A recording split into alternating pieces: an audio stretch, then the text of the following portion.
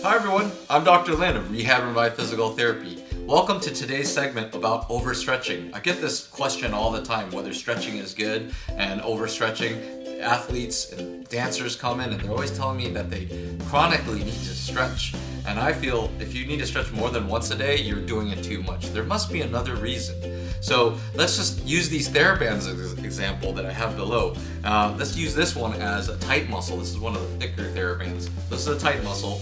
And if you take a look, this is our classic traditional way of thinking that something's tight, I gotta stretch it, and then it rebounds back. Why is it rebounding back is the next question that I would ask patients themselves, and they don't know. But right here, that's a tight muscle, and that's your classic way. If it's a tight muscle and you stretch, in theory, you don't need to stretch again, and it should stay in the proper length. So here's some concepts here that, this is the muscle fibers themselves, is that they're stuck together. We call them sarcomeres and myofibrils. And they're stuck like this, and you have to pull them out. So the right resting length, this should be something like this. And hopefully we can find a picture for you and flash it right next to the video.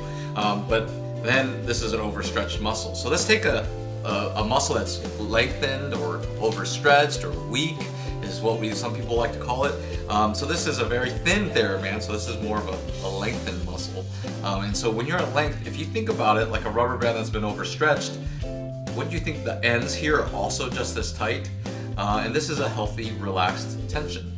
So if you do this quite a bit more, and you take some of these athletes that end up tearing muscles or tearing their Achilles tendon, they don't necessarily need stretching, they need strengthening. You need to strengthen within the healthy range so it's got this nice elastic coil, and that's what we really need to think of.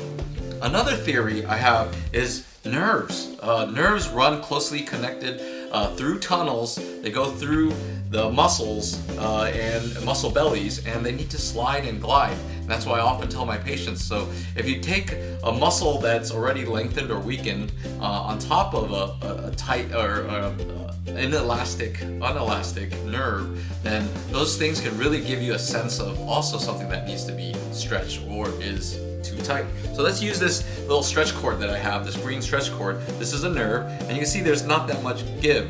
The only way to give is to slide and glide, and that's probably the best thing.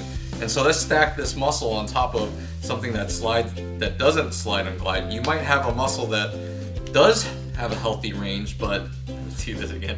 What is happening underneath is this is locked in or tacked, and so it has the feeling of being shortened. And I tell people, take a rubber band and just clamp it down the middle, and what you're gonna find is that it feels tight too.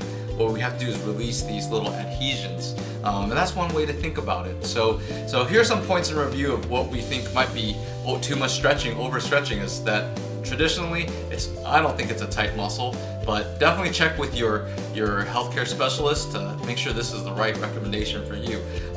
Most of the time we need to stabilize, and we need to let the muscles relax and get to the proper length with strengthening exercises and stabilization exercises. And the third thought is that we need to free up the little tunnels so that the nerves can slide and glide below, and that way you have proper healthy length. So if you like what we're doing and you like future segments, please comment below, subscribe as well, and leave a like. I'm Dr. Lin of Rehab and Revive Physical Therapy. Remember, we can and we will get better together.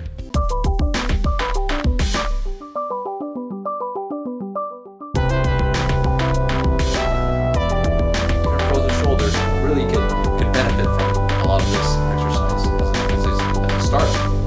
So we're going to show with Stephanie the basic exercise, your shoulder set. What we want to do is we want to produce a